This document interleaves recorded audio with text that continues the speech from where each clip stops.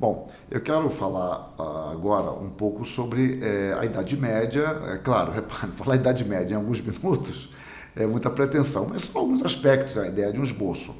A Idade Média, que grosso modo, falo grosso modo porque há discussão sobre o período de começo e fim, a Idade Média vai do século V ao século XV. Na Idade Média, a Igreja, depois de várias fases, várias diferenças, houve coisas muito boas na Idade Média, enfrentou muitas dificuldades também no campo espiritual. Nós protestantes gostamos de pintar a Idade Média como Idade das Trevas. Bom, não é bem isso, não é bem isso. A Idade Média teve coisas muito importantes, teve pensadores como Agostinho, Santo Anselmo, São Tomás de Aquino, São Vítor. Então, um período desse não pode ser chamado simplesmente Idade das Trevas. As universidades, como nós conhecemos, a universidade moderna, surge a partir do século XII, na França. Então, nós vamos ter as grandes universidades. Até o final do século XV, a Europa já constava com 75 universidades, pelo menos. Então, as mais famosas de início era de Paris, onde mais tarde Calvino estudaria, a Universidade de Salerno, Universidade de Pádua. Então, nós tivemos grandes universidades, eu estou apenas mencionando algumas das principais e primeiras, então foi um período magnífico.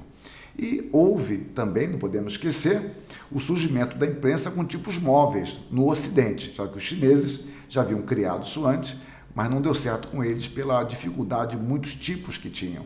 Mas a imprensa moderna, digamos assim, pegando uma data padrão 1440, da era cristã, foi um período grandemente abençoado. E a imprensa, como Bacon diria mais tarde, seria um dos elementos fundamentais na revolução da cultura. Mas na Idade Média, e também teve na Idade Média os grandes concílios da igreja, não podemos esquecer a questão cristológica, pneumatológica, foram definidas com grande ênfase em Nicéia, de um modo especial, 325, e Calcedônia, 451. Bom, dito isso, nós temos que entender que houve também desvios teológicos por vários motivos. Houve um distanciamento gradativo da palavra, a igreja foi enriquecendo, foi se politizando, foi assumindo valores políticos estranhos à palavra, e isso é um processo lento e gradual.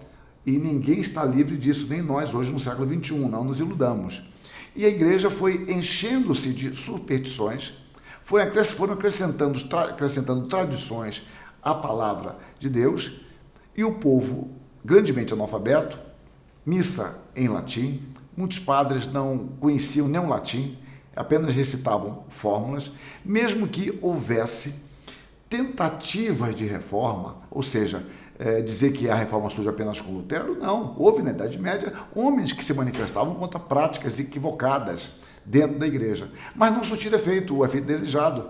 Podemos falar de Savonarola, podemos falar de Wycliffe, podemos falar de John Hus, porque a Inquisição perseguia, matava, destruía, alienava essas pessoas. Então, no século XVI, com Lutero, houve, de fato, o início da reforma, mas na realidade, o que Lutero pretendeu, antes já era feito.